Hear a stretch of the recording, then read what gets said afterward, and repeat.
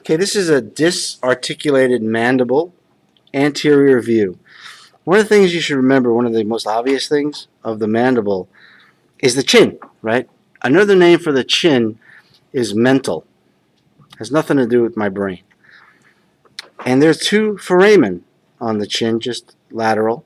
Two foramen called the mental foramen.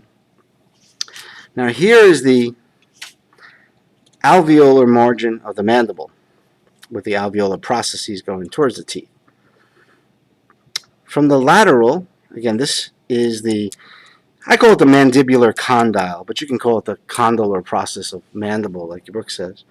This is the part that's going to articulate with the mandibular fossa of the temporal bone to form the temporomandibular joint. This is the coronoid process of mandible. That's anterior. Okay?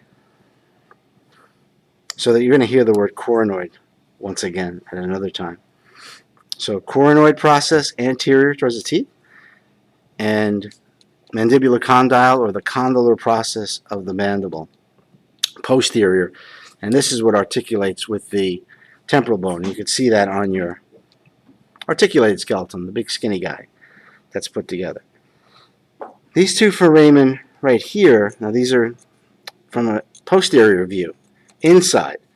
And there's a nerve called the trigeminal nerve, which gives sensation to your jaw. So when you go get your teeth pulled, this is the nerve they have to deaden the senses of. So this foramen is called the mandibular foramen. Mandibular foramen. Don't get that confused with the mental foramen, which is anterior. And this is the angle of the mandible. The angle. And a lot of these parts, like this is the ramus. You'll see these terms like ramus, an extension, an angle, mental foramen, alveolar margin. Technically, this could be called the mental process, your chin.